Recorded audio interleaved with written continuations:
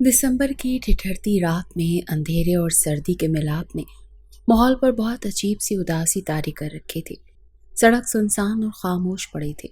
दरख्तों की लटकती शाखें खुद पर शबनम के कतरे सजाए किसी छतरी की मानंद सड़क पर साया किए हुए थी। और तभी एक मोटरसाइकिल खामोशी को चीरते तेजी से आगे बढ़ी और चंद लम्हों बाद सड़क पर दोबारा सन्नाटा छा गया। वो अरहाम मलिक था, जो सर पर हेलमेट पहने, चेहरे पर थकन के आसार छुपाए, अपनी स्याह आंखें सड़क पर टिकाए तेजी से घर की जानिब जा रहा था। 10 मिनट बाद वो घर पहुंच चुका था। अभी उसने डोर बेल पर उंगली रखी ही थी कि दरवाज़ा फौरन से खुल गया। उसकी पहली नज़र मनाहिल पर पड़ी, जिसने आंख के इशारे से उसे सूरत हाल बताने की कोशिश की। वो मोटरसाइकिल सहन में खड़ी करके हेलमेट उतार कर मनाहिल को थमाते बरामदे में आया, जहां दादी जान उसके इंतजार में बैठी थी। याद आ गई घर की, उन्होंने तंजिया कहा तो अरहाम ने चेहरे पर मासूमियत सजाई।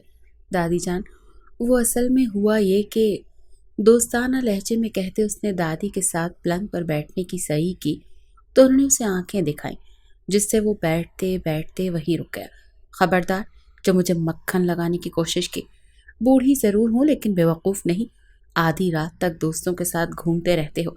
ये नहीं ख्याल कि घर में जवान बहन और बूढ़ी दादी मौजूद है।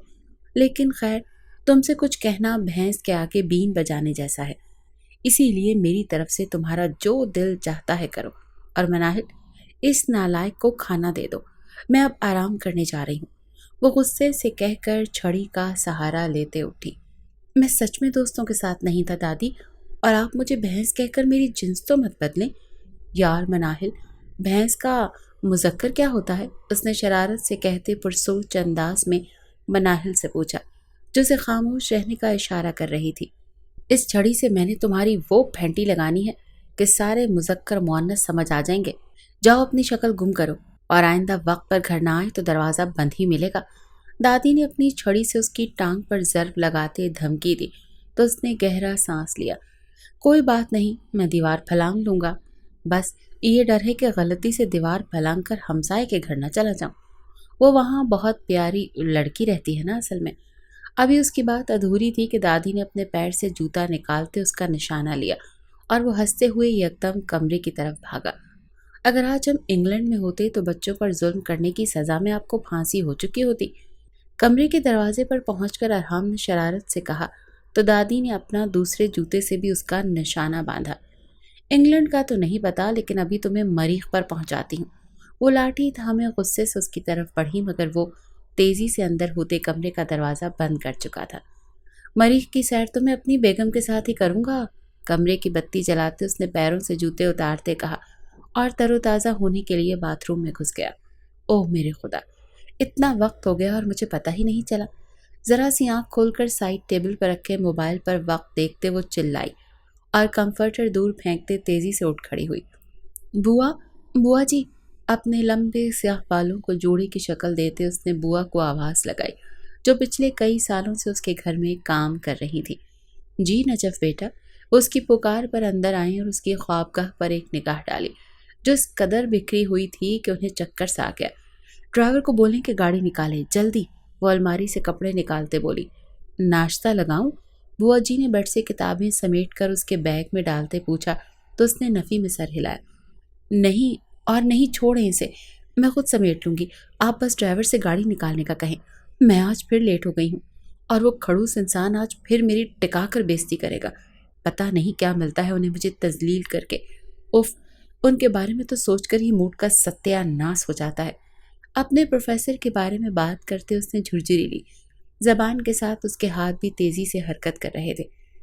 ऐसे मत कहा करें, वो आपके उस्ताद हैं। उस्ताद नहीं हैं, जिन हैं जो हमारे सर पर सवार हो गए हैं। सच में मुझे उनकी डिग्री और गोल्ड मेडल पर भी शक है। उन्होंने यकीनन रोब जमाकर और अपनी इतनी बड़ी बड़ी आंखें दिखाकर जाली डिग्री बनवाई है। अपने हसीन ख्यालात का इजहार करते उसने चेहरे के जाविये बदले। पता नहीं आजकल की नस्ल को क्या हो गया है। हमारे ज़माने में तो उस्ताद की कुर्सी पर बैठना भी अदब के खिलाफ समझा जाता था। बुआ जी नखुवत से बड़बड़ाती बाहर निकल गई। 15 मिनट बाद वो यूनिवर्सिटी पहुंच चुकी थी। क्लास से अंदर झांकते उसने प्रोफेसर हमदान की सूरत देखी। جو ناک پر چشمہ ٹکائے انہماک سے لیکچر دے رہے تھے۔ اس نے بیگ اتار کر سینے سے لگاتے تھوک نگلا اور چہرے پر معصوم سی مسکراہٹ سجائے ان سے اندر آنے کی اجازت طلب کی۔ اس کی آواز پر پروفیسر ہمدان کے ساتھ پوری کلاس بھی اس کی طرف متوجہ ہو گئی۔ آپ کے گھر کی گھڑیوں کے سیل ختم ہو گئے ہیں تو مجھے بتائیں، میں آپ کو پیسے ادھار دے سکتا ہوں۔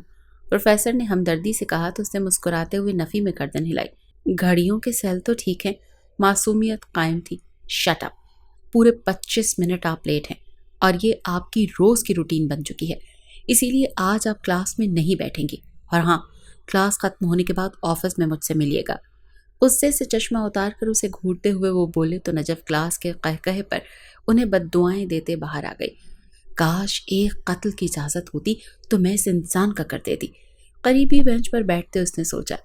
کلاس ختم ہونے کے بعد اس کی سہیلی عیشا اس کے پاس آئی اور اس کے سر پر ہلکی سی چبٹ لگائی۔ کیا کرتی رہتی ہو رات کو جو صبح تمہاری آنکھ نہیں کھلتی؟ وہ اس کے ساتھ بینچ پر آ بیٹھی تھی۔ اپنی اذیت کو ایک سلیپ پیرالائسس میں لفظ بیان کرتے اس نے مقابل کو بات سمجھائی۔ یار کب نکلو گی تم اس تکلیف سے؟ سائیکالوجسٹ سے رابطہ کیا؟ عیشا نے نرمی سے اس کے چہرے کو دیکھتے ہوئے کہا۔ نہیں، اور میں کوئی کمزور بیچاری سی لڑکی نہیں ہوں جو ذرا سی بات پر ماہر نفسیات کے پاس چلی جاؤں۔ بس رات کو سو نہیں پاتی، میرا دماغ رات کو میرے قابو میں ہی نہیں رہتا، لیکن ایسی بھی کوئی مصیبت نہیں ٹوٹ پڑی کہ خود کو ذہنی مریض قرار دے دوں۔ اس کی بات کا برا مناتے نجف پھٹ پڑی۔ اچھا چھوڑو، ابھی تم پروفیسر ہمدان سے مل لو، وہ تمہارا ہی انتظار کر رہے ہوں گے۔ ویسے ایک بات سوچنے کی ہے کہ اس انسان کو پروفیسر کس نے بنایا؟ یقیناً وہ بھنگ پی کر سو رہا تھا، تبھی ان جیسے فضول آدمی کو استاد بنا دیا، ورنہ قسم سے ان کی پرسنالٹی جلاد جیسی ہے۔ وہ بولتے ہوئے اٹھی تو عیشا کا قہقہا فضا میں بلند ہوا۔ پوری یونیورسٹی کے سب سے قابل پروفیسر ہیں اور روب تو ان کی شخصیت کا حصہ ہے۔ باقی یار غلطی تمہاری ہے، اب تم روز دیر سے آؤ گی تو ڈانٹ تو پڑے گی نا۔ وہ دونوں پروفیسر ہمدان کے آفس کی طرف چل پڑی تھی۔ لیکن میں کلاس کی ٹاپر ہوں، کچھ تو خیال کرنا چاہیے تھا سر کو، وہ بولی اور آفس پہنچ کر پروفیسر ہمدان کی اجازت سے اندر داخل ہوئی۔ جی مس نجف، وہ اس کی طرف متوجہ ہوئے۔ نجف سر جھکائے کھڑی تھی۔ آپ کو کوئی ذاتی مسئلہ ہے؟ سوال و جواب کا سلسلہ شروع ہوا۔ نہیں، اس نے نظریں اٹھا کر پروفیسر کو دیکھا۔ کوئی ذہنی مسئلہ؟ دوبارہ سوال کیا گیا۔ میں آئندہ جلدی آنے کی کوشش کروں گی سر، آئی ایم سوری، اس نے مجبوراً معافی مانگی۔ کل سے اگر دیر ہوئی تو میں آپ کے سینشنل مارکس میں سے 5 نمبر کاٹ لوں گا۔ دیکھیں نجف، ذہین ہونے کا مطلب یہ نہیں ہوتا کہ انسان محنت کرنا چھوڑ دے۔ یہ لاپرواہ رویہ انسان کی ذہانت کو پیروں تلے روند کر زندگی میں ناکام بنا دیتا ہے۔ اسی لیے سنجیدہ ہو جائے، ورنہ نقصان آپ کا اپنا ہوگا۔ سختی سے کہتے انہوں نے آخر میں نرمی سے سمجھایا تو نجف نے سر ہلایا۔ ویری گڈ، اب آپ جا سکتی ہیں، اور مڈس میں اچھی کارکردگی تھی آپ کی۔ اسے جانے کی اجازت دیتے پروفیسر ہمدان نے خبر دی تو وہ شکریہ ادا کرتے باہر نکلی۔ باہر نکل کر سر جھٹکتے اس نے کلاس روم کی طرف قدم بڑھائے۔ صبح کی روشنی نے آسمان سے زمین تک کا سفر طے کرتے ہوئے لوگوں کو بیدار کیا تو ارحام ملک کے چہرے پر پانی کے بہاؤ نے اسے جاگنے پر مجبور کر دیا۔ ہائے اللہ، سیلاب آ گیا ہے کیا؟ بوکھلا کر آنکھیں کھولتے وہ اپنی جگہ سے اچھلا تو سامنے دادی نظر آئیں۔ سیلاب، آندھی اور طوفان تو اسی دن آ گیا تھا جس نے تم جیسے ڈھیٹ انسان نے دنیا میں قدم رکھا تھا۔ اپنی چھڑی سے اس کا کمبل کھینچتے دادی نے اس کی بے عزتی کی تو اس نے کان میں انگلی ڈالی۔ اوف دادی، میرے کان میں پانی چلا گیا ہے، اب اگر کان کا آپریشن کروانا پڑا تو میں آپ کا گردہ بیچ کر ہی کرواؤں گا نا، اس نے کہا اور دوبارہ لیٹ گیا۔ اٹھ جائیں بھائی، آپ کی وجہ سے دادی پوری رات جاگتی رہی ہیں۔ مناہل چائے کا کپ لیے اندر داخل ہوئی۔ کیوں، میرے لیے چاند سی دلہن ملنے کا وظیفہ کر رہی تھی؟ اس نے دلچسپی سے پوچھا۔ بے روزگار کو کوئی اپنی بیٹی نہیں دیتا، اسی لیے پہلے نوکری ڈھونڈو پھر شادی کے خواب دیکھنا، دادی نے سنجیدگی اختیار کی۔ یہی تو میں رات کو یہی تو بتانا چاہ رہا تھا کہ میری نوکری لگ گئی ہے، لیکن آپ منہ ہاتھ دھو کر میرے پیچھے پڑ گئی تھی۔ ارحام نے انہیں خوشخبری سناتے اٹھ کر چائے کا کپ منہ سے لگایا۔ سچ میں بھائی؟ مناہل خوشی سے اچھلی۔ ظاہر ہے آج 1 اپریل تو ہے نہیں کہ میں اپریل فل مناؤں۔ ہائے میرا بچہ، شکر ہے تمہیں نوکری مل گئی۔ جاؤ مناہل، میرے بچے کے لیے اچھا سا ناشتہ بناؤ، दादी ने उठकर अरहाम का चेहरा चूमा तो वो मुंह खोले उनके बदलते रंग देखने लगा। गिरगिट का नाम सुना है? वो उसे प्यार करके दूर हटी तो अरहाम ने आहिस्तगी से पूछा और दादी की छड़ी ने दोबारा हरकत की। दादी को गिरगिट कहते हो? शर्म नहीं आती? आप भी तो रात को मुझे भैंस कह रही थी ना दादी। वो बेड से छलांग मारकर उतरते बाहर भाग गया। वो 27 साला वजी शख्सियत शख्स अपनी दादी और बहन की जिंदगियों से महरूमियां खत्म करने के लिए हर वक्त शरारतें करता रहता था। उसे लगता था कि उसकी हरकतों से दादी और मनाहिल अपने गम भूल जाती हैं और उसे ठीक ही लगता था। यार मूड क्यों ख़राब है तुम्हारा? अगले रोज़ नजफ़ अपने कज़न जुनैद के साथ गांव गई थी क्योंकि वहाँ उसकी नानो रिहाइश पजीर थी जो उनके कई बार इसरार करने के बावजूद शहर नहीं आई थी। उनसे मिलने के बाद वापसी पर नजफ़ की थकान से बुरी हालत थी। वो सीट की पुश्त से टेक लगाकर आंखें मूंदे हुए जब जुनैद ने फिक्रमंदी से पूछा, मूड नहीं, तबीयत ख़राब है, तुम आगे देखकर गाड़ी चला और अब कुछ मत बोलना। सर दर्द की वजह से उसने जुनैद को मज़ीद सवालात से रोका, मगर वो उसे तकलीफ़ में कहाँ देख सकता था। तुम्हारा रात को सोने वाला मसला हल नहीं हुआ? वो उसके मसाइल से आगाह रहता था। नजफ़ ने गहरा सांस लिया मगर कुछ न बोली। तुम इतनी हसास क्यों हो? जानती हो ना कि इस खुदगर्ज दुनिया में हसास लोग पैरों तले रौंद दिए जाते हैं। तुम हर चीज़ के बारे में बहुत सोचती हो और यही सोचें तुम्हें सुकून से सोने नहीं देती। मैंने कितनी बार कहा है कि तन्हाई महसूस करती हो तो हमारे घर आ जाओ, लेकिन तुम्हें भी वहीं रहना है जहाँ तुम्हारे वालिदैन की यादें हैं। क्यों असियत देती हो खुद को? तुम्हें मेरा भी ख्याल नहीं आता? जुनैद ने नरमी से समझाते आखिर में उसे देखा। कोई तन्हाई नहीं है और मैं बहुत खुश रहती हूँ। मैं अंदर से खंडर बन चुकी हूँ मगर दूर से लोगों को एक मजबूत इमारत नजर आती हूँ और अपनी आखिरी सांस तक मैं हिम्मत नहीं हारूंगी। वो मजबूत लहजे में बोलते जुनैद के होंठों पर मुस्कान छोड़ गई। जानता हूँ तुम बहुत बहादुर हो, लेकिन मैं तुम्हारा बेस्ट फ्रेंड हूँ, मुझसे कुछ मत छुपाया करो। जुनैद ने एक आइसक्रीम पार्लर के सामने गाड़ी रोकी। फिलहाल तो मुझे प्रोफेसर हमदान पर गुस्सा है, पता नहीं क्यों जहर लगते हैं वो मुझे। उसने बात घुमाई। उस्ताद की इज्जत किया करो, हद है, हर वक्त बस उनकी ग़ीबतें करती रहती हो। गाड़ी से निकलकर उसकी तरफ का दरवाज़ा खोलते जुनैद ने कहा, मैं ग़ीबत नहीं कर रही। हाँ, तुम तो उनकी शान में तराने गुनगुना रही हो ना। जुनैद ने हंसकर कहा तो वो भी मुस्कुरा दी। वो उसकी थकन दूर करने की सलाहियत रखता था। मनाहिल की सिसकियाँ कमरे में गूंजी तो बाहर से गुजरते अरहाम के कदम जंजीर हुए। मेरी बात तो सुनो साथ, देखो भाई को अब नौकरी मिल गई है, वो बहुत जल्द मेरा जहेज बना लेंगे और तुम्हारी अम्मी की सारी फरमाइशें भी पूरी कर देंगे। मगर तुम मेरा थोड़ा सा तो इंतज़ार कर लो। मैं तुमसे मोहब्बत करती हूँ और तुम्हारे बगैर जीने का तसव्वुर भी करना मेरे लिए मुहाल है। उसकी बहन फ़ोन पर अपने मंगेतर की मिन्नत समाजत कर रही थी। उसके दिल को कुछ हुआ। क्या? ये तुम क्या कह रहे हो? तुम किसी और से शादी करने का सोच भी कैसे सकते हो? मैं अभी मनाहिल कुछ बोल ही रही थी कि दूसरी जानिब से फ़ोन रख दिया गया और उसे तमाचे पर अपनी सिसकियां छुपाने की नाकाम कोशिश करने लगी। मनाहिल, तभी अरहाम ने कमरे में कदम रखा। मनाहिल उसे देखकर उठी और उसके सीने से लग गई। भाई, वो शादी कर रहा है, वो किसी और से शादी कर रहा है भाई। वो मुझे कैसे छोड़ सकता है? वो ऐसा कैसे कर सकते हैं मेरे साथ? कई आंसू थे जो उसकी गालों से बहकर अरहाम के सीने में जलन पैदा कर रहे थे। तो मुझसे शादी की भीख क्यों मांग रही थी? जो इंसान ताल्लुक ही ना रखना चाहता हो उसके सामने अपनी इज्जत नफ्स का कत्ल करना बहुत बड़ी हमाकत है। जिससे मोहब्बत करते हैं ना उसे आज़ाद छोड़ देते हैं।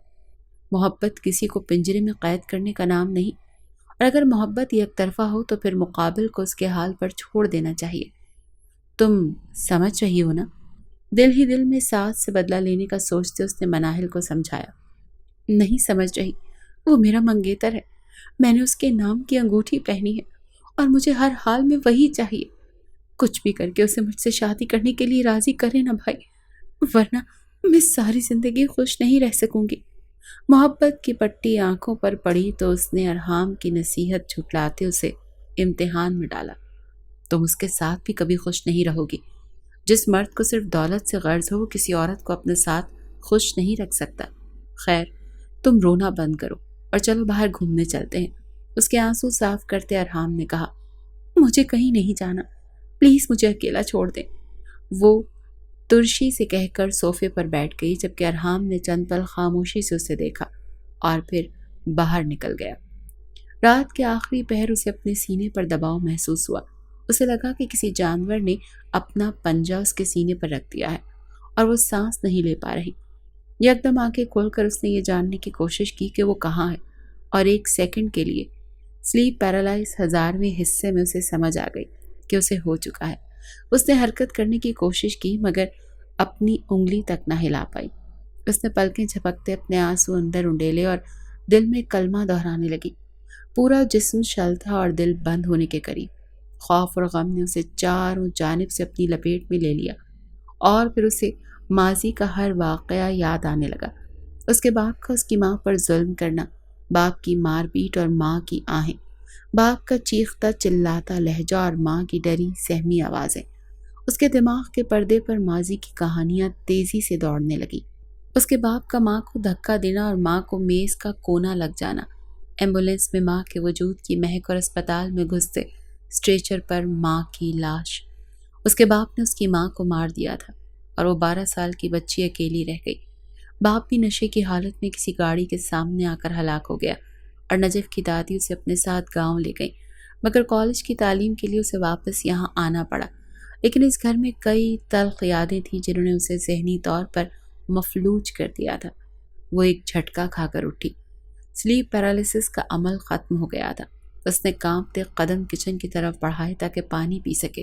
جنید، وہ میں پانی پینے کے بعد کمرے میں واپس آتے اس نے جنید کو فون کیا۔ ہاں بولو نجف، تم ٹھیک تو ہو؟ وہ نیند سے جاگا تھا۔ مجھ سے تھوڑی دیر باتیں کرو، مجھے بہت ڈر لگ رہا ہے۔ میں آ جاؤں؟ وہ فکر مند ہوا۔ نہیں، میں ٹھیک ہوں، بس تم میرے ساتھ کال پر رہو۔ اور وہ صبح تک اس سے باتیں کرتی رہی۔ یہ 2 دن بعد کی بات ہے جب نجف یونیورسٹی کے گارڈن میں بیٹھی تھی تو نانو کی فون کال نے اسے کتابوں سے سر نکالنے پر مجبور کیا۔ جی نانو، کیسی ہیں آپ؟ کتاب بند کرتے اس نے فون اٹھایا۔ میں ٹھیک ہوں اور مجھے تم سے ایک بہت ضروری بات کرنی ہے۔ نانو فوراً مقصد کی بات پر آئیں۔ جی بولیں۔ میں چاہتی ہوں کہ اب تمہاری شادی کر کے اپنے فرض سے آزاد ہو جاؤں، اور مجھے پتا ہے کہ تم انکار نہیں کرو گی۔ جس مضبوطی اور سمجھداری سے تم نے خود کو سنبھالا ہے، اسی طرح اب تم میری بات مان کر مجھے میری ذمہ داری سے آزاد کرو گی۔ نانو نے کہا۔ یعنی آپ مجھے ایموشنل بلیک میل کر رہی ہیں؟ نانو، ابھی تو میری پڑھائی بھی مکمل نہیں ہوئی اور میں ابھی شادی کے لیے ذہنی طور پر تیار نہیں ہوں۔ اس نے اپنا مسئلہ بیان کیا۔ دیکھو بیٹا، بہت اچھے خاندان سے تمہارا رشتہ آیا ہے۔ لڑکے کا نام سعد ہے اور وہ بینک میں نوکری کرتا ہے، اور سب سے بڑھ کر یہ کہ اس نے تمہارے باپ کے کرتوت سن کر بھی انکار نہیں کیا۔ نانو کچھ اور بھی کہہ رہی تھی مگر وہ پتھر کی بت بنی بیٹھی رہی۔ اس کے باپ کا حوالہ ہمیشہ ہی اس کے لیے ذلت کا باعث تھا۔ بس میں انہیں ہاں کر رہی ہوں اور تم زیادہ مت سوچو، اللہ سب بہتر کرے گا۔ نانو نے فیصلہ سناتے فون بند کیا مگر وہ آنکھوں میں نمی لیے کتنی ہی دیر تک فون کو دیکھتی رہی۔ نجف، آپ رو رہی ہیں؟ تبھی اسے اپنے عقب سے پروفیسر حمدان کی آواز آئی تو وہ فوراً کھڑی ہوئی۔ نہیں سر، میں کیوں روں گی؟ اپنے گال رگڑتے اس نے کاندھے اچکائے۔ میں چشمہ لگاتا ہوں مگر اندھا نہیں ہوں، اسی لیے شرافت سے بتائیں کہ کیا مسئلہ ہے۔ وہ باروب لہجے میں بولے۔ میری پرسنل سپیس میں داخل ہونے کی کوشش مت کریں، وہ سادہ سے لہجے میں کہہ کر کتابیں اٹھاتے داخلی دروازے کی طرف بڑھ گئی، جبکہ پروفیسر حمدان کے دل میں کچھ ٹوٹا تھا۔ یہ میرا دلیا کس نے کھایا؟ مناہل، ارحام؟ دادی نے کچن میں خالی برتن دیکھ کر انہیں آواز لگائی تو ارحام اپنا نچلا ہونٹ دانتوں میں دبایا آیا۔ مجھے بھوک لگی تھی، اس نے معصومیت سے کہا۔ تمہیں بھوک لگی تھی تو تم میرا دلیا کھا گئے؟ تم کب سدھرو گے ارحام؟ دادی نے اسے آنکھیں دکھائیں۔ آپ اور میں الگ ہیں کیا؟ آپ کھائیں یا میں، ایک ہی بات ہے۔ اس نے شاہ نے بے نیازی سے کاندھے اچکا دیے۔ تم مجھ سے مار کھا لو گے، نکلو یہاں سے۔ یار دادی، اس نے آگے ہو کر دادی کو کاندھوں سے پکڑا تو انہوں نے اسے پیچھے ہٹایا۔ میں یار نہیں ہوں تمہاری، مجال ہے جو کبھی عزت کر لی ہو، جاؤ اب شکل گم کرو۔ انہوں نے اپنا پسندیدہ جملہ کہا مگر ارحام کے کچھ کہنے سے پہلے ہی دروازے پر گھنٹی بجی۔ اس نے دروازہ کھولا تو سامنے سعد کو دیکھ کر اس کا خون کھول گیا۔ مناہل کچن کی چوکھٹ پر ہی کھڑی رہ گئی۔ کیوں آئے ہو؟ جتنی بکواس تم نے میری بہن سے کرنی تھی کر لی، اب نکلو یہاں سے۔ ارحام نے اسے گریبان سے پکڑ لیا۔ میں یہ انگوٹھی واپس کرنے اور یہ اطلاع دینے آیا ہوں کہ جمعے کو میری شادی ہے، یہ رہا کارڈ۔ اپنا وجود ارحام سے چھڑاتے اس نے شادی کا کارڈ اس کی طرف بڑھایا تو دادی کے قدم لڑکھڑا گئے۔ دادی، مناہل غم بھلاتے انہیں سہارا دینے کے لیے آگے بڑھی۔ اپنی بکواس بند کرو اور نکلو یہاں سے، ورنہ مار مار کر وہ حشر کروں گا کہ اپنی شکل بھی نہیں پہچان سکو گے۔ اسے دھکا دیتے ارحام نے دروازہ بند کیا اور دادی کو سنبھالتے ہوئے برآمدے میں لے آیا۔ آپ ٹینشن مت لیں، مناہل کو اس سے بھی اچھا لڑکا ملے گا، اور تم اب اس بے حس آدمی کے لیے آنسو مت بہانا۔ اس نے دادی کو تسلی دیتے مناہل کو رونے سے روکا، جو کمرے میں بھاگ گئی۔ یہ سب کیا ہو گیا؟ میری بچی کی خوشیوں کو کس کی نظر لگ گئی؟ دادی نے فکر مندی سے پوچھا تو ارحام کے تن بدن میں آگ لگی۔ اس نے زمین سے شادی کا کارڈ اٹھا کر اس پر لکھا نام پڑھا، نجف۔ اس کے ہونٹوں میں جنبش ہوئی۔ اس لڑکی کو تو میں نہیں چھوڑوں گا، اس نے میری بہن کی زندگی برباد کی ہے، میں اس کی زندگی قابل رحم بنا دوں گا۔ اشتعال سے کہتے اس نے وینیو دیکھا اور پھر غصے میں گھر سے نکل گیا۔ یہ تم کیا کر رہی ہو؟ نانو اتنی جلدی تمہاری شادی کیسے کروا سکتی ہیں؟ جنید کو خبر ملی تو وہ نجف کی یونیورسٹی آ گیا، جہاں وہ پریشان حال بیٹھی تھی۔ میں کیا کہہ سکتی ہوں جنید؟ نانو نے فیصلہ سنا دیا اور پھر شادی کی تاریخ بھی اتنی جلدی رکھ لی ہے، جیسے میں بھاگی جا رہی ہوں۔ نانو کی طبیعت زیادہ خراب ہے کیا؟ وہ تھکن زدہ سے لہجے میں گویا ہوئی۔ ہاں، وہ تھوڑی بیمار ہے۔ اپنے دل کا حال چھپاتے جنید نے اسے دیکھا، جو اس کے دل کی مکین تھی۔ کیا نانو بھی مر جائیں گی اور میں پھر سے اکیلی رہ جاؤں گی؟ اذیت کی انتہا تھی۔ تم ایسی باتیں کیوں سوچتی ہو؟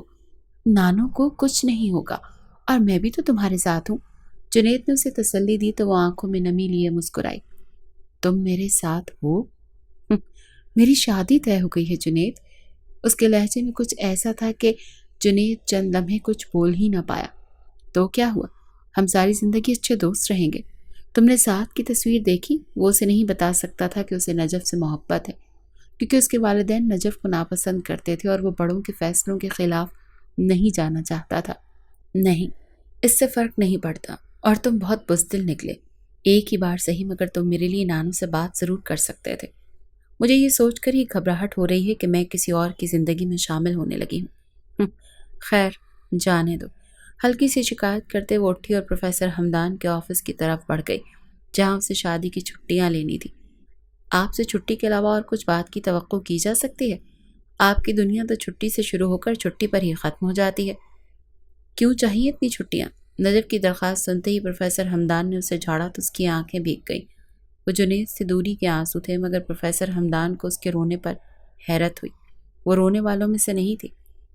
کیا ہوا ہے نجف؟ مجھے بتائیں۔ وہ اب نرم پڑ گئے۔ میری شادی ہے، اس نے بمشکل ایک جملہ کہا تو پروفیسر حمدان کا دل رک سا گیا۔ وہ حیران اور ششدر اسے دیکھتے گئے۔ اتنی جلدی شادی؟ میرا مطلب ہے کہ ابھی تو آپ کی پڑھائی مکمل بھی نہیں ہوئی، اور آپ جیسی لائق اسٹوڈنٹ کو تو آگے مزید پڑھنا چاہیے۔ اپنے دل کی حالت پر قابو پاتے انہوں نے پوچھا۔ نانو کی خواہش ہے، وہ صرف یہی کہہ سکی۔ اور آپ کیا چاہتی ہیں؟ وہ اس کے منہ سے کچھ سننا چاہتے تھے۔ میں کچھ نہیں چاہتی، میرا کچھ چاہنے کا دل ہی نہیں چاہتا۔ I am really sorry. اپنے آنسوؤں پر سے قابو ہٹانا وہ منہ چھپاتے باہر بھاگ گئی، جبکہ پروفیسر حمدان خالی خالی نظروں سے اس راستے کو دیکھتے رہے جہاں سے وہ گئی تھی۔ میں نے آپ کو یہ بتانے میں بہت دیر کر دی کہ میں آپ سے محبت کرتا ہوں۔ کاش میں آپ کا استاد نہ ہوتا تو کب کا رشتہ بھیج چکا ہوتا، مگر استاد کے اس رتبے نے میری خواہش کا گلا گھونٹ دیا۔ دکھ سے سوچتے اس نے سر میز پر رکھ لیا۔ شادی کے لیے نانو شہر آ گئی تھی۔ ان کی طبیعت واقعی خراب تھی۔ ڈاکٹرز نے انہیں مکمل ریسٹ کرنے کی تلقین کی تھی، مگر وہ نجف کی شادی کی تیاریوں میں مصروف تھی۔ آخر وہ دن بھی آ گیا جس کا نانو کو شدت سے انتظار تھا۔ نجف سرخ لہنگا پہنے، چہرے پر ہلکا میک اپ سجائے، کمرے میں بیٹھی تھی جب اس کے فون کی اسکرین جگمگائی۔ اسکرین پر پروفیسر حمدان کا نام دیکھ کر اسے حیرت کا جھٹکا لگا۔ وہ ان کی طرف سے موصول ہونے والی پہلی کال تھی۔ السلام علیکم۔ اس نے فون کان سے لگاتے سلام کیا۔ وعلیکم السلام، کیسی ہیں آپ؟ دوسری جانب سے پروفیسر حمدان کی گھٹی گھٹی سی آواز آئی۔ میں ٹھیک ہوں۔ نجف کے لیے ان کا رویہ غیر معمولی تھا۔ مجھے آپ سے معافی مانگنی تھی۔ میں نے ان 2 سالوں میں آپ کو بہت ڈانٹا، کئی بار آپ پر بیجا غصہ کیا، لیکن سچ کہوں تو آپ میری سب سے پسندیدہ اسٹوڈنٹ رہی ہیں۔ وہ جو پچھلے 2 سال سے اس سے خاموش محبت میں مبتلا تھے اور اپنے مقام کے تقدس کی وجہ سے کچھ بول نہیں پائے تھے، آج اس سے معافی مانگتے ہوئے ان کا دل ڈول رہا تھا۔ آپ کیسی باتیں کر رہے ہیں سر؟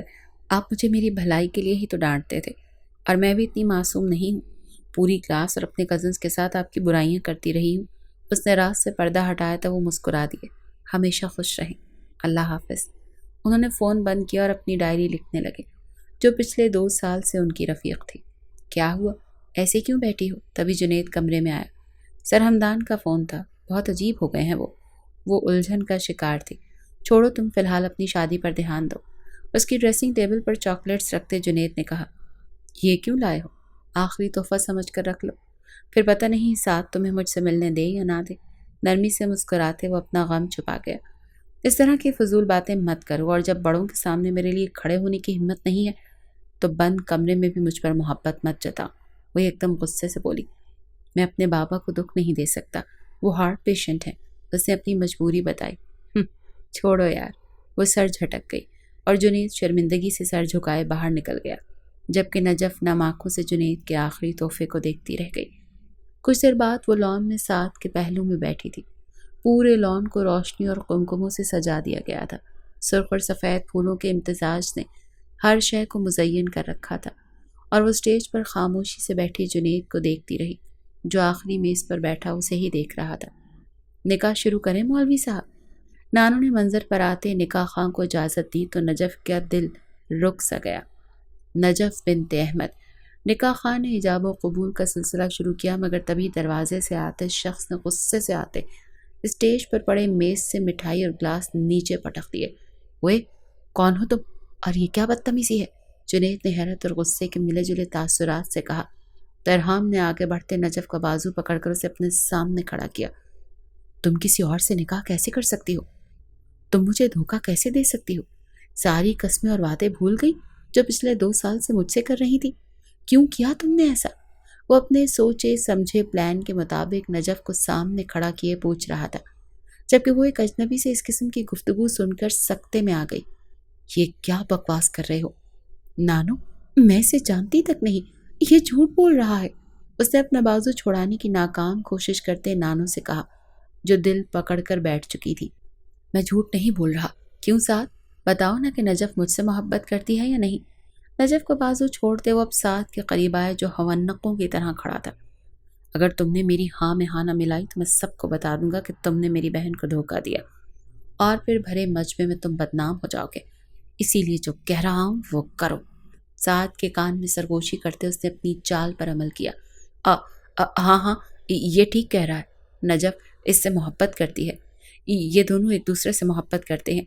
رسوائی کے خوف سے ساتھ نے لڑکھڑاتی زبان میں جھوٹ بولا تو ارحام کے چہرے پر فاتحانہ مسکراہٹ آئی، جبکہ نجف کا پورا جسم کانپ گیا۔ آنسو موتیوں کی مانند اس کی پلکوں پر ٹھہر گئے اور وہ نانو کو دیکھتی رہی، جن کے چہرے پر غصہ اور افسوس تھا۔ پھر اس نے جنید کو دیکھا، جس کے چہرے پر نفرت تھی۔ پھر نگاہیں ہجوم پر جا ٹھہریں، جو اس کے کردار پر انگلیاں اٹھا رہے تھے۔ وہ لمحے بھر میں سب کی نظروں سے گر گئی۔ لمحہ بھر میں ارحام ملک نے اسے رسوا کر دیا تھا۔ جھوٹ، یہ آدمی جھوٹ بول رہا ہے۔ نانو، آپ کو مجھ پر یقین ہے نا؟ آپ کو پتا ہے نا کہ میں ایسا نہیں کر سکتی۔ میں تو اس شخص کو جانتی تک نہیں ہوں۔ نانو پلیز کچھ بولے۔ وہ ان کی طرف بڑھی۔ جنید، وہ کیا ہو گیا ہے آپ سب کو؟ میں اتنی بے وقوف ہوں کہ کسی اور سے محبت کر کے کسی اور سے شادی کر لوں گی؟ میں تو اسے جانتی تک نہیں، پتہ نہیں کہاں سے آ کر یہ بکواس کر رہا ہے۔ وہ باری باری سب کو دیکھتے غم اور غصے سے چلائی، تم ایسا کر سکتی ہو کیونکہ میں ساتھ کی طرح اچھا کماتا نہیں ہوں، اسی لیے تم نے اسے مجھ پر ترجیح دی، مگر تم بھول گئی کہ ہم نے کتنے حسین پل ساتھ۔ ابھی ارحام کی بات منہ میں تھی کہ نجف نے ایک زوردار تماچا اس کے چہرے پر رسید کیا۔ وہ ہکا بکا سے اسے دیکھتا رہ گیا۔ اپنی بکواس بند کرو، اور تمہیں ذرا شرم نہیں آ رہی مجھ پر تہمت لگاتے ہوئے؟ جنید، تم وہاں کیوں کھڑے ہو؟ اس سے پوچھو نا کہ یہ ایسا کیوں کر رہا ہے؟ میں نے کیا بگاڑا ہے اس کا؟ وہ مضبوط لڑکی بھی یوں تماشا بننے پر ٹوٹنے لگی تھی۔ جنید تو شکایتی نگاہوں سے اسے دیکھتا رہا۔ مجھ پر ہاتھ اٹھانے کی سزا تو تم کو ضرور ملے گی، مگر ابھی تم میرے ساتھ چلو، کیونکہ میں اپنی محبت کو کسی اور کا ہوتے نہیں دیکھ سکتا۔ ارحام نے سنبھلتے ہوئے اسے دوبارہ پکڑ کر اپنے ساتھ گھسیٹا تو نانو کی آواز لان میں گونجی، سنو لڑکے، اسے ساتھ لے کر جانا ہے تو اس سے نکاح کر کے لے کر جاؤ۔ الفاظ تھے یا قہر جو نجف پر برسے تھے، وہ بے یقینی سے وہیں منجمد ہو گئی، جبکہ ارحام کے چہرے پر فاتحانہ مسکراہٹ پھیل گئی۔ نہیں نانو، یہ آپ کیا کہہ رہی ہیں؟ میں اس آدمی سے شادی نہیں کروں گی۔ میں منہ بند کرو اور جو بولا ہے چپ چاپ وہ کر لو۔ پہلے ہی تمہاری وجہ سے بہت بدنامی ہو چکی ہے، اب مزید تماشا مت بناؤ۔ نانو نے اسے جھڑک دیا۔ جنید، تمہیں بھی مجھ پر اعتبار نہیں؟ وہ ٹوٹے ہوئے لہجے میں اب جنید سے پوچھ رہی تھی۔ نانو جو کہہ رہی ہیں کر لو، اس میں ہم سب کی بھلائی ہے۔ اور اس آخری شخص نے بھی اسے تنہا چھوڑ دیا۔ وہ کتنی ہی دیر اپنے بے جان وجود کو سنبھالتے وہیں بت بنی کھڑی رہی، پھر زبردستی مسکراتے صوفے پر بیٹھی۔ نکاح شروع کریں، نکاح خان سے خود ہی کہتے اس نے نفرت بھری نگاہ ارحام پر ڈالی، جو ساتھ سے بدلہ لینے کے بعد مسکرا رہا تھا، مگر وہ یہ نہیں جانتا تھا کہ اپنی بہن کے آنسوؤں کا بدلہ لینے کے لیے اس نے کسی دوسری لڑکی کے آنکھوں کو دائمی آنسوؤں کی سزا سنا دی تھی۔ 10 منٹ کے اندر ان دونوں کا نکاح پڑھوا دیا گیا۔ لان میں مکمل خاموشی چھائی ہوئی تھی، کوئی کچھ کہنے کے قابل نہیں رہا تھا۔ نانو نے آگے بڑھ کر ساتھ کے گھر والوں سے معافی مانگی اور نجف کو ارحام کے ساتھ رخصت کر دیا۔ آخری قدم دروازے سے نکالتے نجف نے دکھ سے نانو اور جنید کو دیکھا، پھر اپنی بے وقتی پر تلخی سے مسکرا دی۔ آج وہ دونوں اس کے لیے مر گئے تھے۔ یہ کون ہے؟ ارحام اسے ساتھ لیے گھر پہنچا تو دادی حیرانی سے عروسی جوڑے میں ملبوس نجف کو دیکھ کر کہنے لگی، یہ وہ لڑکی ہے جس کی وجہ سے سعد نے مناہل سے شادی کرنے سے انکار کیا تھا۔ دیکھیں، میں آپ دونوں کی مجرم کو لے آیا ہوں، وہ بھی اپنے نکاح میں قید کر کے۔ ارحام نے ایک ایک لفظ چباتے نجف کو دیکھا، جس کے گلے میں آنسوؤں کا گولا اٹکا ہوا تھا۔ اسے اس انکشاف پر حیرت ہوئی۔ کیا تم ہوش میں تو ہو؟ دماغ ٹھیک ہے تمہارا؟ دادی کو شوق لگا۔ ہاں بالکل، اور اب کوئی مجھ سے اس بارے میں بات نہ کرے، وہ کہہ کر نجف کا بازو پکڑے اپنے ساتھ گھسیٹتا کمرے میں چلا گیا۔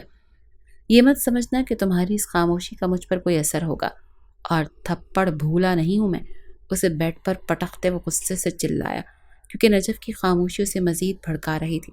اور وہ تماچا جو تم آج میرے کردار پر مار آئے ہو، اس کا کیا؟ تمہیں ذرا سا بھی احساس نہیں کہ تم نے ایک بے قصور لڑکی کو اس کے گھر والوں کی نظروں میں مجرم بنا دیا ہے؟ بلکہ تمہیں کیوں احساس ہوگا؟ تم تو بہت غیرت مند مرد ہو نا، جس نے اپنی بہن کا بدلہ لے لیا۔ وہ بیڈ سے اٹھتے اس کے مقابل آ کر اسی کے انداز میں بولی تھی، اپنی آواز نیچی رکھو، اور اب اگر تم نے مجھ سے بدتمیزی کی تو وہ حشر کروں گا کہ ساری زندگی یاد رکھو گی۔ انا کو ٹھیس پہنچنے پر وہ غرایا، اللہ کرے تم مر جاؤ تم۔ آنسوں پر سے قابو ختم ہوا تو اسے بد دعا دیتے بیڈ پر بیٹھی اور زاروں قطار رو دی۔ ارحام نے دانت پیسے اور کمرے سے نکل گیا، جہاں دادی اور مناہل اسی کا انتظار کر رہی تھی۔ تم نے آج میرا سر شرم سے جھکا دیا ارحام، مجھے تم سے یہ امید نہیں تھی کہ تم ایک بچی کی زندگی برباد کرو گے۔ آج دادی نے اسے نہ چھڑی سے مارا نہ جوتے کا نشانہ لیا، وہ بس افسوس سے اسے دیکھتی رہی۔ اس کی وجہ سے مناہل کی زندگی برباد ہوئی، وہ کیوں نظر نہیں آتا آپ کو؟ وہ بے فکری سے کہتے پلنگ پر بیٹھا، تو اس میں اس بچی کا کیا قصور تھا؟ اور ساتھ تم سے کہیں گنا بہتر ہے، اس نے کم از کم منافقت تو نہیں کی، منہ پر منگنی توڑ گیا تھا، مگر تم نے ایک معصوم لڑکی کو رسوا کر کے اپنے آپ کو ہمیشہ کے لیے گرا لیا۔ دادی دکھ سے کہتی اندر چلی گئی، جبکہ اس نے مناہل کو دیکھا۔ تم بھی مجھ سے ناراض ہو؟ میں نے یہ سب کچھ تمہاری خاطر تو کیا۔ آپ نے یہ سب کچھ میری خاطر نہیں بلکہ اپنی انا کی تسکین کی خاطر کیا ہے، اور میری نظروں میں آپ اپنا مقام کھو چکے ہیں بھائی۔ وہ بھی اسے غلطی کا احساس دلاتے کچن کی طرف چلی گئی، جبکہ ارحام پلنگ پر بیٹھا سیاہ آسمان کو دیکھتا رہا۔ شاید اس نے واقعی غلطی کر دی تھی۔ رات کے 12 بجے وہ کمرے میں آیا تو نجف خوب اندھیرا کیے فرش پر بیٹھی رو رہی تھی۔ اس نے بتی جلائی تو نجف نے سر اٹھایا، یہ کمرے کا کیا حال بنایا ہوا ہے؟ اٹھاؤ اپنی یہ جولری، مجھے سونا ہے بیڈ پر بیڈ پر ٹوٹی ہوئی چوڑیاں اور زیور دیکھ ارحام نے سختی سے کہا، مگر وہ خاموشی سے یوں ہی بیٹھی رہی۔ میں کچھ کہہ رہا ہوں، اپنا سامان اٹھاؤ، مجھے سونا ہے۔ دفع ہو جاؤ یہاں سے، ورنہ میں تمہارا منہ نوچ لوں گی۔ وہ جو کب سے خاموش بیٹھی تھی بھرائی ہوئی آواز میں چلائی تو ارحام نے بیڈ پر بیٹھتے قہقہ لگایا، تم میرا منہ نوچو گی؟ اپنی حالت تو دیکھو، کیسے مچھلی کی طرح تڑپ رہی ہوں۔ اس کی حالت سے محسوس ہوا تم آج میری بربادی پر ہنس رہے ہو، دیکھنا کل میں تمہاری تباہی پر ہنسوں گی، اور پھر تمہیں احساس ہوگا کہ بے بسی کس چیز کا نام ہے۔ وہ کہہ کر اٹھی اور اپنی چیزیں سمیٹنے لگی۔ بد دعا دے رہی ہو؟ ارحام کے دل میں ٹیس سی اٹھی۔ بد دعائیں نہیں، تمہیں تو میری آہیں لگیں گی، فکر مت کرو، اس دنیا میں نہیں تو آخرت میں مکافات عمل ضرور ہوگا۔ وہ اپنے آنسو صاف کرتے بولی اور لہنگا سمیٹتے صوفے پر لیٹ گئی۔ ارحام اس کی بات پر ساکت سا ہو گیا۔ دنیا میں بدلہ لینے کی خاطر وہ آخرت کو بالکل فراموش کر گیا تھا۔ تم بیڈ پر سو جاؤ۔ اس نے نرمی اپنائی تو نجف نے آنکھیں کھولی۔ اپنی بکواس بند کرو، اسے کہہ کر نجف نے دوسری طرف کروٹ لی اور ارحام سر پکڑے بیٹھ گیا۔ اب اسے احساس ہو رہا تھا کہ اس نے جذباتیت میں کتنا غلط قدم اٹھا لیا۔ اگلے چند روز خاموشی سے گزرے۔ ارحام زیادہ وقت گھر سے باہر رہتا اور جب وہ گھر آتا تو نجف دادی یا مناہل کے کمرے میں سو رہی ہوتی۔ وہ نجف کو دیکھ بھی نہ پاتا۔ اس نے دادی اور مناہل سے دوستی کر لی تھی۔ وہ زیادہ وقت انہی کے ساتھ گزارتی تھی۔ آج اتوار تھا اور ارحام کو دفتر سے چھٹی تھی، تبھی وہ نجف سے معافی مانگنے کا سوچ کر گھر میں ہی رک گیا۔ ان دنوں میں اسے اپنی غلطی کا شدت سے احساس ہو گیا تھا اور وہ معافی مانگ کر اپنے دل کا بوجھ ہلکا کرنا چاہتا تھا۔ نجف جب ناشتہ کر کے کپڑے لینے کمرے میں آئی تو ارحام نے اس کے وجود پر پہلی بار غور کیا۔ اس کے لمبے بال کمر پر بکھرے ہوئے تھے، سفید چہرے پر زردی اور آنکھوں کے گرد ہلکے، اس بات کا منہ بولتا ثبوت تھے کہ وہ تکلیف میں ہے۔ ارحام اٹھ کر اس کے قریب آیا۔ بات سنو، مجھے تمہاری کوئی بات نہیں سننی، اسی لیے بہتر ہوگا تم مجھے مخاطب ہی نہ کرو۔ وہ دو ٹوک لہجے میں کہتے کپڑے نکال کر باتھ روم کی طرف بڑھی تو ارحام نے اس کا بازو پکڑتے اسے روکا۔ میرا ہاتھ چھوڑو ورنہ میں تمہیں تھپڑ مار دوں گی، اس کی آنکھوں میں دیکھتے نجف نے غصے سے کہا، مگر ارحام نے اس کی بات پر عمل نہ کیا۔ مجھے معاف کر دو، میں بہت شرمندہ ہوں، پتہ نہیں مجھے کیا ہو گیا تھا، میں اتنا جذباتی نہیں ہوں، مگر مناہل کے آنسوؤں نے مجھے پاگل کر دیا تھا۔ I am sorry. وہ اسے اپنے قریب کرتے سچے دل سے معافی مانگ رہا تھا۔ تمہیں کیا لگتا ہے کہ تم کسی کی زندگی برباد کر کے اس سے معافی مانگ لو گے تو سب کچھ ٹھیک ہو جائے گا؟ نہیں مسٹر ارحام، تم نے مجھے بہت دکھ دیا ہے اور میں تمہیں کبھی معاف نہیں کروں گی۔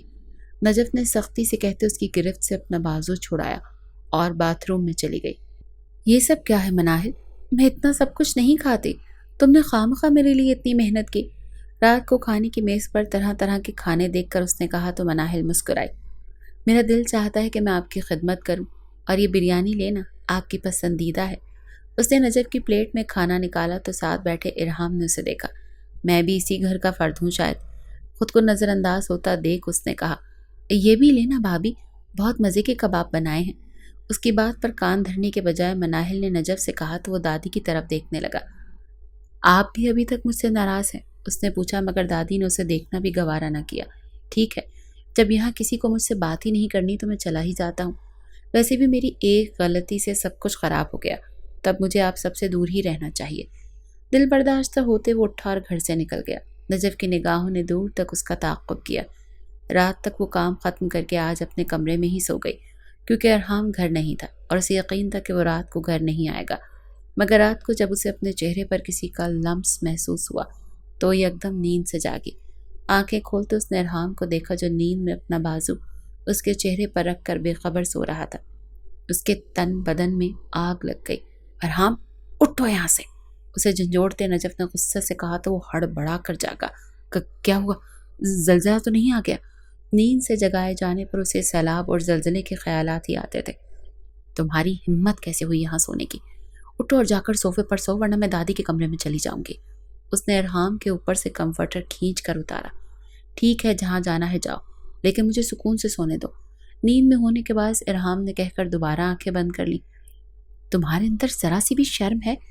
آدھی رات کو دادی کے کمرے میں جانا اسے مناسب نہ لگا تو وہ غصے سے بولی، نہیں، شرم کا سینڈوچ بنا کر میں نے اسے کھا لیا تھا، گھر والوں نے کھانا نہیں دیا تھا نا، اسی لیے۔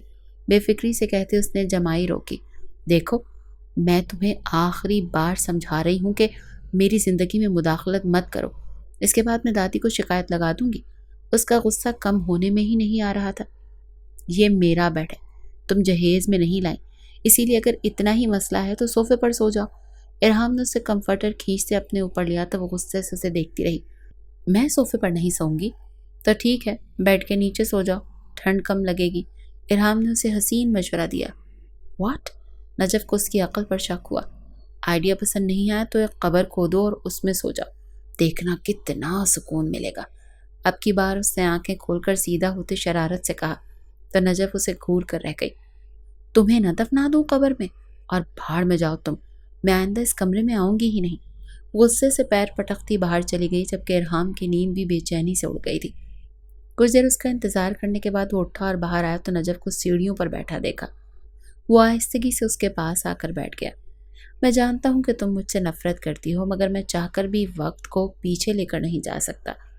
بعض اوقات انسان غصے اور جذباتیت میں ایسے قدم اٹھا لیتا ہے جس کا خمیازہ اسے ساری زندگی بھگتنا پڑتا ہے، اور میں تمہیں تکلیف پہنچا کر بہت پچھتا رہا ہوں۔ اندھیرے کے باعث وہ اسے دیکھ نہیں سکتا تھا، مگر اس کے ساتھ بیٹھے وہ اپنی غلطی کی معافی مانگ کر دل ہلکا کرنا چاہتا تھا۔ تم نے مجھے نانو اور جنید کی نظروں میں گرا دیا، میں تمہیں کبھی معاف نہیں کروں گی، وہ رندی ہوئی آواز میں بولی۔ میں سب ٹھیک کر دوں گا، میں تمہاری نانو اور تمہارے کزن کو ساری حقیقت بتا دوں گا، تم مجھ پر یقین تو کرو۔ ارحام نے نرمی سے اس کا ہاتھ تھاما تو اس نے اس بار اپنا ہاتھ اس کی گرفت سے نہ چھڑایا۔ تم نے مجھے بہت رلایا ہے، اس نے شکایت کی۔ جانتا ہوں، مگر میں تمہارے آنسو اپنے دامن میں سمیٹ لوں گا۔ اس رشتے کا آغاز ہماری پسند سے نہیں ہوا، لیکن میں اسے محبت سے تکمیل پر پہنچانا چاہتا ہوں۔ ارحام کے لہجے میں امید تھی، ممکن تھا وہ اسے معاف کر دیتی، مگر اگلے ہی لمحے اسے اپنی ذلت اور رسوائی یاد آئی تو اس نے اپنا ہاتھ اس سے چھڑوایا۔ نہیں، میں اس رشتے کو نہیں نبھانا چاہتی۔ جو انسان مجھے ایک بار رسوا کر سکتا ہے وہ دوبارہ بھی میرے ساتھ ایسا کر سکتا ہے، اسی لیے تم مجھ سے دور رہو۔ وہ کہہ کر اٹھی تو ارحام آنکھوں میں نمی لیے وہیں بیٹھا رہ گیا۔ وہ کیسے بتاتا کہ اسے نجف سے محبت ہونے لگی ہے، وہ اسے اچھی لگنے لگی تھی۔ وہ دن رات اسے سوچنے لگا تھا، مگر اس کی غلطی اتنی چھوٹی نہ تھی کہ اسے فوراً معاف کر دیا جاتا۔ نجف اگلی صبح وہ سوتے ہوئے اپنے سینے پر کسی کا دباؤ محسوس کرتے حرکت کرنے کی کوشش کر رہی تھی۔ جب ارحام نے اسے پکارا، وہ آنکھیں کھول کر اسے دیکھنے لگی۔ اس کے ماتھے پر پسینہ اور چہرے پر چھایا خوف ارحام کو بے چین کر رہا تھا۔ کیا ہوا ہے؟ تم اتنا گھبرائی ہوئی کیوں ہو؟ ارحام نے پوچھا تو وہ یکدم اٹھی اور اس کے سینے سے لگ کر سسکنے لگی۔ مجھے بہت ڈر لگ رہا ہے، میرا دم گھٹ رہا ہے، وہ اس سے لگی بول رہی تھی، جبکہ ارحام سانس نہیں لے سکا۔ سوتے ہوئے میرا جسم مفلوج ہو جاتا ہے، عجیب سا دباؤ محسوس ہوتا ہے، میں کچھ نہیں کر پاتی، میں ہل بھی نہیں پاتی، میں بہت تھک گئی ہوں ارحام، بہت زیادہ۔ کئی سالوں سے اس بیماری سے لڑتے وہ آج ارحام کا سہارا پاتے ہی ٹوٹ پڑی تھی۔ وہ حیرت سے اس کی کمر تھپکتے اسے سن رہا تھا۔ سلیپ پیرالائسس کی بیماری ہے تمہیں؟ لیکن کیوں؟ تمہیں کسی چیز کا دباؤ ہے تمہارے ذہن پر؟ کہیں تم اس شادی کی وجہ سے تو پریشان نہیں ہو؟ ارحام نے پوچھا تو اس سے الگ ہوئی۔ جب میری ماما کی ڈیتھ ہوئی تھی تب سے مجھے یہ بیماری ہے، اور میں چاہ کر بھی اس سے چھٹکارا حاصل نہیں کر پاتی۔ میں کیا کروں ارحام؟ سارا دن خوش رہنے کی اداکاری کرنے کے باوجود جب میں رات کو سوتی ہوں تو ذہنی اذیت مجھے کاٹنے لگتی ہے۔ میرا دل چاہتا ہے کہ میں ہر چیز تہس نہس کر دوں۔ میں اپنے باپ سے بہت نفرت کرتی ہوں، میں نانو سے بھی نفرت کرتی ہوں، جنید سے بھی جس نے مجھ پر اعتبار نہیں کیا، اور تم سے بھی، تم نے مجھے پاگل کر دیا ہے۔ نفرت ہے مجھے تم سے۔ اس کے ذہن سے اس کا قابو ختم ہوا تو وہ ہذیانی کی کیفیت میں کہتے ارحام سے دور ہٹی۔ ریلیکس ہو جاؤ یار، یہ پانی پیو۔ ارحام نے پانی کا گلاس اسے تھمایا تو اس نے فرش پر پٹخ دیا۔ نہیں پینا مجھے پانی، اکیلا چھوڑ دو مجھے، مجھے چھوڑ دو۔ سبھی مجھے چھوڑ دیتے ہیں، پہلے ماما، پھر نانو اور جنید، اور اب تم بھی مجھے چھوڑ دو۔ میں اسی قابل ہوں کہ سب مجھے تنہا چھوڑ دیں۔ کئی سالوں کا غبار جو وہ اپنے اندر چھپائے بیٹھی تھی آج ارحام کے سامنے نکلا تو اس نے نجف کو اپنی طرف کھینچتے اسے خود میں سمیٹ لیا۔ میں تمہیں کیوں چھوڑوں گا بے وقوف لڑکی؟ محبت کرتا ہوں تم سے، میں ہمیشہ تمہارے ساتھ ہوں، اور یہ بیماری زیادہ سوچنے کی وجہ سے ہوتی ہے۔ انسان کا دماغ جب ہر وقت سوچوں میں ڈوبا رہے تو ایسا ہوتا ہے، لیکن اب میں تمہیں کوئی منفی سوچ سوچنے ہی نہیں دوں گا۔ اسے اپنی باہوں میں سمیٹتے وہ بولا تو نجف کے آنسو متواتر بہنے لگے۔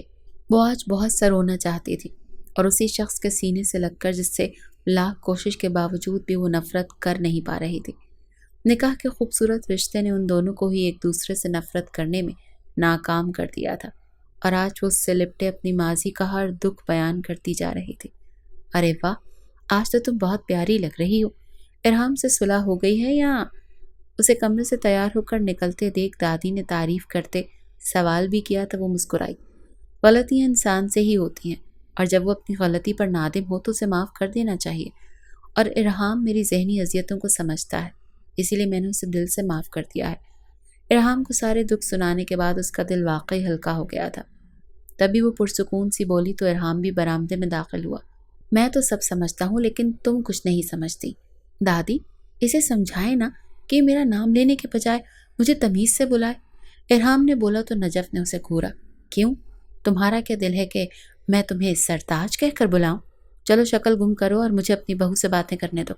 دادی نے اسے ڈانٹا تو وہ منہ بسوڑتے وہیں بیٹھ گیا۔ سرتاج کہنے میں بھی کوئی حرج نہیں ہے ویسے، لیکن یہ مجھے ارحام جی کہہ کر پکار سکتی ہیں۔ اس نے کن اکھیوں سے نجف کو دیکھا جو زیر لب مسکرا رہی تھی۔ نکلتے ہو یہاں سے یا میں جوتا اتاروں؟ دادی نے اسے دھمکی دی، مگر وہ ڈھٹائی سے وہیں بیٹھا رہا۔ ویسے دادی، یہ آپ کی بہو نہیں ہے، میں آپ کا پوتا ہوں تو یہ آپ کی بہو ہوئی۔ جیسے بیٹے کی بیوی بہو ہوتی ہے ویسے ہی پوتے کی بیوی بہو ہوتی ہے۔ اس نے اردو کی ایسی تیسی کرتے نیا لفظ ایجاد کیا تو نجف بے اختیار ہنس دی، جبکہ دادی کا جوتا ہوا پر سوار ہوتے ارحام تک پہنچ چکا تھا۔ وہ اٹھا اور دفتر کے لیے تیار ہونے کمرے میں چلا گیا۔ یہ ہمیشہ ایسے ہی زندہ دل اور شرارتی تھا، ماں باپ کے مرنے کے باوجود کبھی مایوس نہیں ہوا، مگر مناہل کی تکلیف نے اس سے غلط قدم اٹھوا لیا۔ اس کی طرف سے میں تم سے معافی مانگتی ہوں بیٹا، مجھے معاف کر دو۔ اس کے جانے کے بعد دادی نے نجف سے معافی مانگی تو اس نے پلنگ پر بیٹھتے ان کی گردن میں باہیں ڈالی۔ ارے دادی، آپ کیوں معافی مانگ رہی ہیں؟ اور میں تو سب کو ہی معاف کر چکی ہوں۔ زندگی کے بہت سے مقامات ایسے آتے ہیں جب ہمیں قسمت کے فیصلے سمجھ نہیں آتے، مگر صحیح وقت آنے پر ہمیں ان کی حکمت سمجھ آ جاتی ہے۔ آپ خود سوچیں کہ اگر میری شادی اس ساتھ سے ہو جاتی تو میرا کیا بنتا؟ وہ تو ایک لالچی اور دھوکے باز انسان تھا، لیکن ارحام دل سے ایک اچھا اور کھرا انسان ہے۔ اس نے وقتی طور پر میرے ساتھ غلط ضرور کیا، مگر اب وہ میرے زخموں پر مرہم رکھ رہا ہے۔ ہم سب انسان ہیں تو ہمیں دوسروں سے فرشتہ صفت ہونے کی توقع ختم کر دینی چاہیے۔ وہ بولی تو دادی مسکرائی۔ تم تو بہت سمجھدار ہو۔ وہ واقعی اس سے متاثر ہوئی تھی۔ سردی دن بدن بڑھتی جا رہی تھی۔ ان کی شادی کو 1 مہینہ گزر چکا تھا اور آج نانو اور جنید برآمدے میں بیٹھے نجف سے ندامت کا اظہار کر رہے تھے۔ مجھے معاف کر دو بیٹا، مجھے تم پر یقین کرنا چاہیے تھا۔ میں کیسے بھول گئی کہ تم ایک باکردار اور معصوم لڑکی ہو۔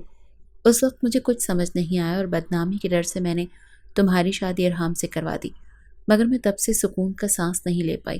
مجھے بہت دکھ ہے کہ میں تمہارے مشکل وقت میں تمہارے ساتھ نہیں کھڑی تھی۔ نانو نے اس کے ہاتھ تھامے معافی مانگی تو اس کی آنکھوں سے چند آنسو نکل کر گالوں پر بہہ نکلے۔ آپ جانتی ہیں نانو، اپنی ماں کی ڈیتھ کے بعد میں نے کتنی مشکل سے خود کو سنبھالا تھا۔ آپ سب کے سامنے میں ہنستی کھیلتی نجف بنی رہی، مگر میں کس اذیت میں تھی آپ سوچ بھی نہیں سکتی۔ لیکن میں آپ سے اپنی پریشانیاں چھپاتی تھی کیونکہ مجھے پتا تھا کہ چاہے دنیا مجھے چھوڑ دے لیکن آپ مجھے کبھی نہیں چھوڑیں گی۔ شکوے زبان پر آنے لگے تھے۔ ارحام نے شرمندگی سے سر جھکا لیا۔ مجھ سے بڑی غلطی ہوئی ہے، مجھے معاف کر دو۔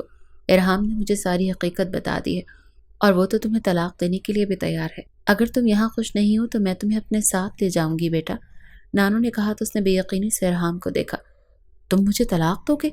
تمہارے نصیب کی شادی ایک مذاق ہے کہ جب چاہا اپنا لیا جب چاہا چھوڑ دیا؟ 2 دن پہلے تک تو تم یہ کہہ رہے تھے کہ تم مجھے کبھی اکیلا نہیں چھوڑو گے، اور اب تم مجھ سے جان چھڑانے کی باتیں کر رہے ہو۔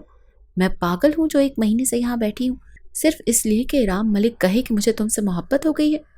تمہارے ساتھ کے لیے میں نے تمہیں معاف بھی کر دیا اور تم مجھے طلاق دینا چاہتے ہو؟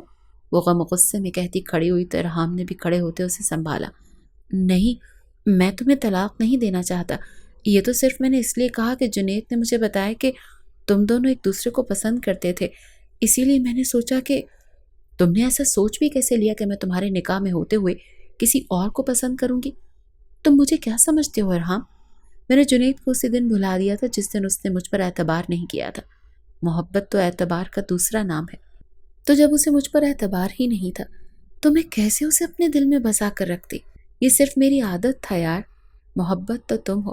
آنسوں سے تر چہرہ لیے روتے ہوئے کہتے اس نے ارحام کے سینے پر ہاتھ مارا تو وہ دنگ ہو گیا۔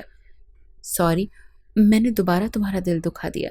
تم ہمیشہ یہی کرتے ہو، غلطی کر کے معافی مانگ لیتے ہو، مگر میرا دل اتنا مضبوط نہیں ہے، مت دکھاؤ اسے اتنا۔ وہ بے بسی سے کہتے تھک کر بیٹھ گئی۔ نانو نے اسے خود سے لگاتے تسلی دی۔ یہ وہ آنسو تھے جنہیں بہت پہلے بہہ جانا چاہیے تھا۔ جب انسان ایک لمبے عرصے تک اپنی تکالیف دل میں چھپا کر رکھتا ہے نا، تو وہ ناسور بن کر انسان کو ایسے ہی کاٹتی ہیں جیسے نجف کو کاٹ رہی تھی۔ اسی لیے دل کو کسی اپنے کے سامنے ہلکا کر دینا چاہیے تاکہ دائمی اذیت سے نجات مل سکے۔ نجف تبیشہ کی آواز اس کے کانوں میں پڑی۔ وہ اس سے ملنے آئی تھی۔ تم رو کیوں رہی ہو؟ کیا ہوا ہے؟ کچھ نہیں، وہ آنسو صاف کرتے چھپا گئی۔ کل سر ہمدان کی شادی ہے، چلو گی؟ عیشا نے پوچھا تو وہ سر اس بات میں ہلا گئی۔ یہ وہ خاموش یک طرفہ محبت تھی جس کا اظہار پروفیسر ہمدان نے کبھی کیا ہی نہیں تھا، اور آج اس محبت کو دل میں دفناتے کسی اور سے شادی کرنے جا رہے تھے۔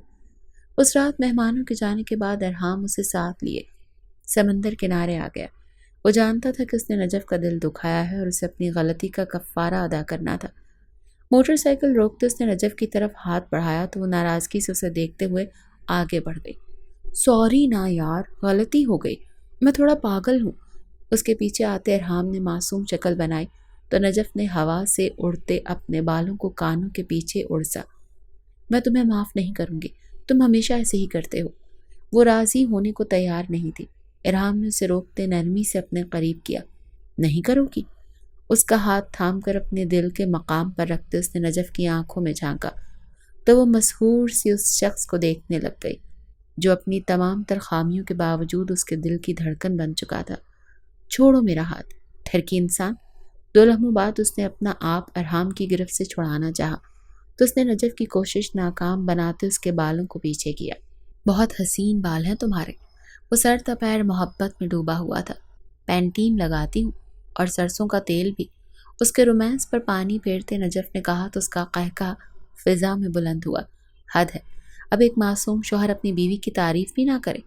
ویسے آج تم نے بہت خوبصورت ڈریس پہنا ہے۔ اس کی سرخ رنگ کی فراک پر نظر ڈالتے ارحام نے مزید تعریف کی۔ سرف ایکسل سے دھوتی ہوں، نجف نے شرارت سے کہا اور خود ہی ہنس دی۔ چپ ہو جاؤ ورنہ اسی سمندر میں پھینک دوں گا، ارحام نے کہتے ہوئے اس کے ساتھ آگے قدم بڑھائے تھے۔ تم میری زندگی ہو۔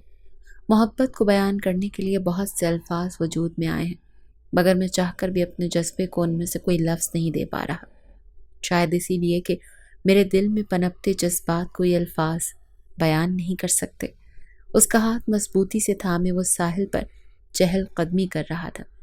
اور میں تم سے عشق کرتی ہوں ارحام۔ نجف نے بھی اس بار اقرار کیا تو ارحام نے اپنے دل پر ہاتھ رکھا۔ ہائے، کہیں میں مر ہی نہ جاؤں۔ اداکاری کے جوہر دکھاتے اس نے نجف کو ہنسنے پر مجبور کر دیا۔